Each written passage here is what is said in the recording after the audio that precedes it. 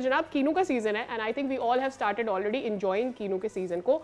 मगर अहम बात यह है कि एक बार फिर से हम ये देख रहे हैं कि हमारी जो एक्सपोर्ट है उसमें कमी आई है और ये हमारी जो मार्केट है ये श्रिंक हो रही है। अगर हम गुज़िश्ता 4 सालों की बात करें तो पाकिस्तान की जो सिट्रस एक्सपोर्ट है उसमें 211 मिलियन डॉलर्स से कम होकर वो सिर्फ 92 मिलियन डॉलर्स ही रह गई है। ये कमी महज इत्तेफाक नहीं है, एक खराबी की अलामत इसलिए भी है। ऑब्वियसली सरहद बंद है, उससे मसला तो बढ़ता है, लेकिन इसके रूट्स कहीं और भी मिलते हैं। 60% से ज़ायद बरामदात सिर्फ अफगानिस्तान पर मुनहसर रहीं, और वहीं अफगानिस्तान जहाँ सरहद अक्टूबर से बंद है और जहाँ ग्रेड बी और सी के कीनू मारे जाते थे, जब ये रास्ता बंद हुआ तो ना सिर्फ मार्केट जो है वो डिमिनिश हुई, बल्कि आला ग्रेड कीनू बेचने की जो माली मंतिक थी ना वो भी टूट गई। एब्सोल्युटली, और इसकी वजह से पैदावार 6 टन फी एकड़ तक गिर चुकी है। दूसरी जानिब गर्मी बढ़ रही है, शेल्फ लाइन कम हो रही है ऐसे फ्रूट्स की, और फिर निस्फ प्रोसेसिंग यूनिट्स हैं हमारे पास और आधे बंद पड़े हुए हैं। तो इस वजह से और अब हम ये देख रहे हैं कि इंडस्ट्रियलाइजेशन भी बहुत ज़्यादा जो है बढ़ रही है, जिसकी वजह से ज़मीनें सुकड़ रही हैं, लोग इस तरफ आते नहीं हैं। अब लोग एग्रीकल्चर में उनको ऐसा लगता है कि फ़ायदा हासिल नहीं हो रहा। 5 सालों में 16% बागात ख़त्म हो चुके हैं, और इसीलिए ये बहरान सिर्फ तिजारत का नहीं है, हमारी काश्तकारी है, इसमें बहुत सारे फैक्टर्स हैं, फिर ग्लोबल वार्मिंग है, दीगर मामलात भी हैं। और मेरे ख्याल में हमें इस पर नज़र डालने की ज़रूरत है कि वो मुल्क जो कि अपने एग्रीकल्चर की वजह से जाना जाता था, जो अपने फ्रूट्स की वजह से, अपनी वेजिटेबल्स की खासियत की वजह से, अपने चावलों की वजह से, अपनी गंदम की वजह से जाना चाहता था, आज उसी मुल्क में ये फूड इनसिक्योरिटी पैदा हो रही है। जी हाँ, तो चलिए इस सब मामले पे जो है हम बात कर लेते हैं। हमारे साथ मौजूद हैं सरपरस्त आला Pakistan food and vegetable association Waheed Ahmed साहब। वहीद साहब अस्सलाम वालेकुम, बहुत शुक्रिया आपके वक्त के लिए। वहीद साहब, हमारा सिट्रस जो है उसकी क्वालिटी कैसी है? सिर्फ मैं कीनू की अगर सिर्फ बात कर लूँ, हम बड़ी ज़बरदस्त क्वालिटी की प्रोडक्शन हमारी होती थी। क्या कुछ हमने बताएं, कुछ आप बताइए, क्या वजूहात हैं कि हमारी जो एक्सपोर्ट्स हैं वो इतनी ज़्यादा गिर गई हैं? जी, आपका शुक्रिया जी। बात यह है कि जो कीनू है पाकिस्तान में 60 साल से लगा हुआ है। कोई भी वैरायटी होती है 25 साल के बाद बदला जाता है, तो हमने 60 साल हो गए अपने कीनू को बदला नहीं है, दूसरी वैरायटीज़ के ऊपर काम नहीं किया। तो उसकी वजह से उसकी जो आसान ज़मान में कहूँगा उसकी जो ज़िंदगी है वो कम हो चुकी है। इसलिए कि उसकी शेल्फ लाइफ अब वो नहीं रही जो पहले होती थी, क्योंकि जो भी एक्सपोर्ट चीज़ की जाती है उसका ट्रांजिट टाइम ज़्यादा होता है, उसका होता है पहुंचने में वो महीना 1.5 महीना लगता है, फिर बिकने में भी उसमें टाइम लगता है। तो इसकी वजह से जो है अगर आप देखें इन 5 सालों के अंदर जो एक्सपोर्ट हमारी 5.5 6 लाख टन होती है, अभी जो है वो पिछले साल जो है 2.5 लाख टन तक हम पहुंचे हैं। तो मैं ये समझता हूँ ये और भी डिक्लाइन होगी, क्योंकि इसकी क्वालिटी डिग्रेड होती रह रही है। और इसके अंदर हमने हुकूमत पंजाब को भी बोला हुआ, प्राइम मिनिस्टर, और इस साल जो बजट के अंदर पंजाब हुकूमत ने 1.5 बिलियन रुपीस सिट्रस के लिए निकाले थे कि इनके हमने यही इनको दिया है कि न्यू वैराइटीज़ चाहिए, state of the art nursery चाहिए, और कंसल्टेंट बाहर से हायर करें और यहाँ पाकिस्तान में लेके आएँ, और जो लोकल कंसल्टेंट है उसके साथ मिला के इसके बाद काम करें। एक लॉन्ग टर्म काम है ये, इसलिए कि वैराइटीज़ आपको पाकिस्तान में लानी पड़ेगी सिट्रस के अंदर, जिसमें अंदर ऑरेंज हो, लेमन हो, और जिस तरह कीनू है, इसे कहते हैं इजी पीलिंग फ्रूट, जो मैंड्रीन होता है, जो आसानी से हाथ से जो है आप करके खा सकते हैं।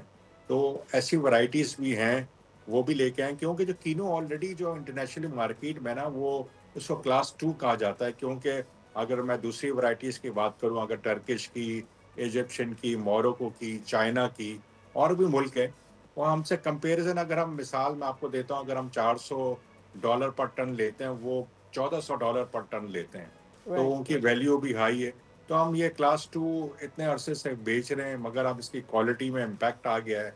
तो हमारा जो इम्पोर्टर है इंटरनेशनल मार्केट में, अब वो इंटरेस्टेड नहीं लेता, क्योंकि जब आता है फिर क्वालिटी इशू होता है, फिर वो कहते हैं जी ये प्रॉब्लम्स हैं, कौन इसको करेगा। तो इसलिए हमारा जो आधे से भी कम हो गया है। यहाँ मैं ये भी बताना चाहता हूँ कि 300 से ज़्यादा फैक्ट्रियाँ हैं, 4.5 लाख लोगों का रोज़गार लगता था इसके अंदर। मगर अनफॉर्चुनेटली ये बातें हम काफ़ी अरसे से कर रहे हैं कि न्यू वैराइटीज़ पे काम किया जाए, क्योंकि ये प्राइवेट सेक्टर नहीं कर सकता। ये एक बड़ा काम है जो हुकूमत ही इन्वॉल्व हो आप सकती बता है रहे इसके अंदर। क्वालिटी में फ़र्क आया है, इस क्वालिटी के फ़र्क आने में क्या हमारी अपनी हैं चीज़ें, माहौलियात की ख़राबी है, क्या इशू है? लेकिन इसमें सब फैक्टर्स आ जाते हैं। देखें जी, जो कीनू की है ना, मैंने आपको समझाया कि ये 60 साल से लगा हुआ है। तो कोई भी इंटरनेशनली मुल्क के अंदर जो सिट्रस लगा जाता है, इसको 25 साल में बदल के दूसरी पैरेलल वैरायटीज लॉन्च कर दिया जाता है। तो सही। हमें तो 60 साल से हमने कीनू को नहीं बदला। और हमारे यहाँ फैक्टर भी है, क्लाइमेट चेंज भी है, ग्लोबल वार्मिंग में आपको ओके। पता है क्लाइमेट चेंज हो जी रहा है, जी। मौसम। पाकिस्तान का पूरा एग्रीकल्चर इम्पैक्ट पड़ रहा है क्लाइमेट चेंज पे।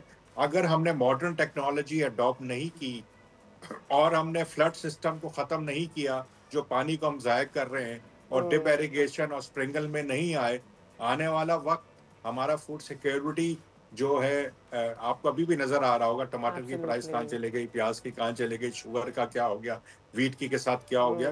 तो आने वाले वक्त के अंदर आपकी पॉपुलेशन तो बढ़ रही है, या मगर आपकी प्रोडक्शन नहीं बढ़ रही। आपने R&D रिसर्च एंड डेवलपमेंट के ऊपर पाकिस्तान ने 25 साल हो गए कोई फोकस नहीं किया कि न्यू वैरायटीज पे काम करें। मैं पूरा एग्रीकल्चर की बात कर रहा हूँ या आई गेट पाकिस्तान योर के अंदर। पॉइंट। ये मैं बिल्कुल कुदरत ने आपसे हमें। अग्री कर सकती हूँ, क्योंकि आई मीन सिर्फ अगर हम गंदम की बात करें अपने साइज़ के हिसाब से, साइज ऑफ आवर कंट्री की अगर हम बात करें, we were the bigger exporters of wheat. Now we are one of the biggest importers of wheat at the same time as far as our population is concern. लेकिन ये बताइएगा कि इसमें कितना ज़्यादा एक ये भी वजह है कि लोग अब काश्त नहीं करना चाहते सिट्रस, खास तौर पर कीनू या वो ऐसे फल जो दरख्तों पे लगते हैं, क्योंकि हमें थोड़े अरसे में फसल तैयार कर लेनी है, उसे उखाड़ कर हमें अगली फसल लगा लेनी है। सो कोई भी ऐसी फसल जो देर तक रहेगी, जिसकी जड़ें ज़्यादा है, जो दरख्त पर लगती है, वो हमें फ़ायदा नहीं देगी, क्योंकि इवेंचुअली जो हमारा विंटर है वो इतना श्रिंक हो गया है और विंटर में उतना फ़ायदा मिल नहीं पाता है फिर काश्तकार को। जब काश्तकार को फायदा नहीं मिलेगा तो वो हम्म। लगाएगा नहीं फसल। इसलिए जो कोई भी दरख्त वाली चीज बात आप कर रहे हैं, उसमें 3 से 5 साल लगते हैं, उसमें टाइम लगता है, मगर हुकूमत या का इन्वॉल्वमेंट करनी पड़ेगी। अगर मैं सच की बात करता हूँ, इसमें आपको न्यू एरिया पे भी जाना पड़ेगा, सरगोदा बलवाल के बाहर भी आपको निकलना पड़ेगा। और ये ना, लाइक आपको जो जगह लीज पे दें एक्सपोर्टरों को, जो यहाँ इन्वेस्टमेंट करना चाहते हैं उनको लीज पे दें जगह अच्छी। कि हुकूमत, अगर टर्किश मॉडल देखें आप, तो उन्होंने ऐसे ही 30 साल पहले ऐसे ही तरक्की की थी। वो भी हमारे जैसे ही थे, मगर उन्होंने जब तरक्की की तो आज उनका मॉडल देखें कहाँ वो पहुंच गए। दुनिया की बड़ी एक्सपोर्ट फ्रेश के अंदर भी हैं और वैल्यू एडेड के अंदर भी हैं वो लोग। वैसे तो वैसे हम लोग कहाँ हाँ खड़े हैं? हम हाँ। लोग सिर्फ स्कूलों में पढ़ते थे कि एग्रीकल्चर मुल्क है, मगर मुझे कहीं से भी एग्रीकल्चर मुल्क हम नहीं दिखते, सीरियसनेस नहीं नजर क्योंकि आती जो है। यहाँ इतना बड़ा बुरहान आ चुका है पाकिस्तान के अंदर एग्रीकल्चर में। कोई चीज उठा लें, आपकी cost of production compare to the world बहुत ज्यादा है, आपकी यील्ड कॉस्ट ऑफ इतना बड़ा प्रोडक्शन गैप है। है। तो किस तरीके से अब और एग्रीकल्चर एट द मुल्क है? सेम तो टाइम देखें, आपने तो यहाँ तो साइंस के साथ काम नहीं किया। या वहीद साहब, हम लोग आज ये बात कर रहे हैं कि जी बॉर्डर बंद था अफगानिस्तान का और हमारी वहाँ पर तो अब हमें हुआ है उसका ना। नुकसान हुआ, but we were not the biggest exporters in Afghanistan. हम अराउंड द वर्ल्ड एक्सपोर्ट कर रहे थे। क्या आप हमारे व्यूअर्स को बता सकते हैं कि हमारी कीनू की या सिट्रस एक्सपोर्ट कौन कौन से ममालिक में जाया करती थी? देखें जी, हमारी अफगानिस्तान भी जाती थी, यहाँ से ट्रांजिट होके CIS कंट्री तक जाती थी, रशिया तक। और हमारी Russia, Canada, Europe, UK, Philippine, मतलब मोर देन 25 कंट्रीज में कीनो एक्सपोर्ट होता था। मॉरिशस जाता था, हांगकांग जाता था, मिडिल ईस्ट में पूरी मार्केटों ओह में यस, दैट जाता था। तो काफी जगहों पे जाता था कीनो। पर बात ये कि देखें, दो चीजें हैं। बॉर्डर बंद हो गया, वो पहले हमारी सिक्योरिटी है, हम उसको नहीं कहते। मगर आज की जो करंट बात मैं करूंगा, आज नवा दिन है, पाकिस्तान के अंदर स्ट्राइक हुई है ट्रांसपोर्टरों की, जी और जी। आपकी पूरा एक्सपोर्ट जाम हो चुका है इस तरह पे। और आपकी सप्लाई भी मंडियों के अंदर नहीं आ रही। आगे जाके पूरे पाकिस्तान के अंदर फूड सिक्योरिटी के भी इशू बन जाएंगे। पता नहीं 9 दिन हो गए, आपको पता है अरबों रुपए जी हाँ। का नुकसान हो जी। चुका है। कंटेनर फंसे अगर हुए मैं हैं। अपने सेक्टर की बात करूं, कीनू और आलू की, वो सब पंजाब से आता है। कम से कम इस टाइम तक हमने कम से कम जो कीनू के अंदर 15,000 टन एक्सपोर्ट कर चुके होते, मगर अनफॉर्चुनेटली ट्रांसपोर्ट की वजह से हम नहीं कर सके। इसी तरह आलू के अंदर भी हम 10,000 टन कर चुके होते। मगर ये सीजनल बिजनेस है। जब टाइम एक दिन आपका जाता है, ये जो ट्रांसपोर्ट है बिल्कुल। इतना लंबा क्यों चले जाता है? अभी मैं आपको वैल्यू एडेड की बात करता हूँ। देखें, जो इंटरनेशनली मार्केट है ना, वो आपका इंतजार नहीं करेंगे। वो जो इम्पोर्टर है दूसरे मुल्क में डाइवर्ट हो जाएंगे, वो इंडिया चले जाएंगे, वहां से उधर ऑर्डर हमारे बिल्कुल ठीक है भाई साहब, बिल्कुल ठीक है। तो ये हम अभी तक खुली नहीं है। अगर हम ना आज करें ना मैं इस देख रहा पे था कि टाइमली, प्राइम बिल्कुल मिनिस्टर ने 9 दिन के बाद नोटिस ले लिया।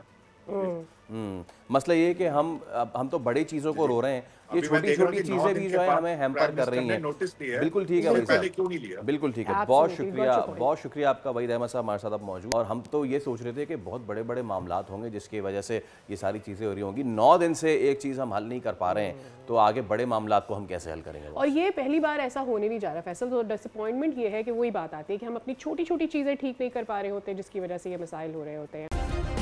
सब्सक्राइब करें और बेल दबाएं ताकि कोई खबर रह न जाए।